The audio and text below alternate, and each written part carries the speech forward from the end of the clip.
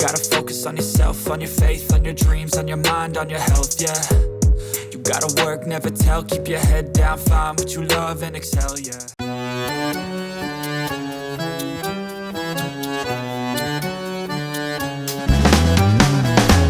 Hi! Welcome to the Fantas Family channel. My name is Lorie, and in today's video guys, we will be doing another street interview asking Filipinas from the province of Ocampo, Camarines Sur, Bicol, Philippines if they would marry a foreigner that doesn't want to have any kids. So guys, let's find out. Come on. Now, Ate, what's your name? Meryl po. Meryl, nice to meet you, Ate Meryl. Okay, so how old are you? 23. 23. And what course are you taking? I'm already a teacher. Oh, you're a teacher. Wow, we're the same. I'm also teaching. Okay, so are you single? Ah, yes. Yeah. Such a single. Okay, so here's the question, Ate Muriel. Would you marry a foreigner that doesn't want any kids? No. No. Why? Because, syempre nagpakasal ka para mag-try ko ng aking Oh, so she said because you marry for to have a kids, to have a family, right? Yeah. Yes. Thank you. That's short and good. Good answer. Okay, on point. Okay, next. Okay, Ate, what's your name? Chin po. Train. Chin. Chin. Wow, nice to meet you. You're also a teacher, right? Okay. You're teaching like elementary or high school? High school, secondary, senior high school. Senior high school. Oh, what subject?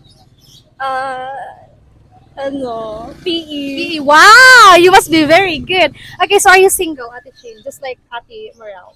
Yes po. Yes. So they're both single. Okay, so here's the question. Would you marry a foreigner that doesn't want any kids? No po. No. Why? Ayoko po ng foreigner. Oh, you don't want foreigner. You prefer Filipino. Opo. Wow. But how about Filipino? Would you marry Filipino who doesn't want to have, kids? No din. No. You Gusto prefer may kids. you want to have kids. Okay. Okay, dear, what's your name? Yes. My name is Jane. Jane. Nice to meet you, Jane. Okay, so Jane, here's the question. Would you marry a foreigner that doesn't want any kids? No, because for me, kids is happiness. So I want kids. Oh, you want kids. Are you single, Jane? Yes. Yes, wow. And you're still studying, right? How old are you? 18 years old. 18 years old. Okay, so nice to meet you, Jane. Thank you so much. Okay, so next, what's your name? Eva. What? Eva. Eva, nice to meet you, Eva. Okay, so Eva, here's the question. Would you marry a foreigner that doesn't want any kids? No. No, why? Because I want baby. You want baby.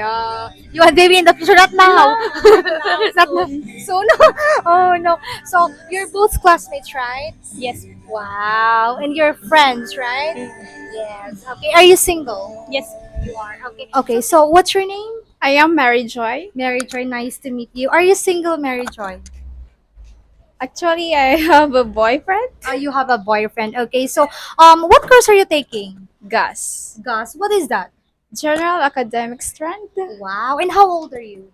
20. 20. Okay, so here's the question, Mary Joy. Would you marry a foreigner that doesn't want any kids? No, I don't want. Why?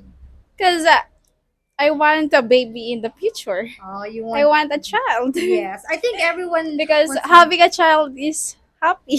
happiness, right? Yeah. What's your name? Rana po. Rona. Okay, nice to meet you. Are you single, Rona?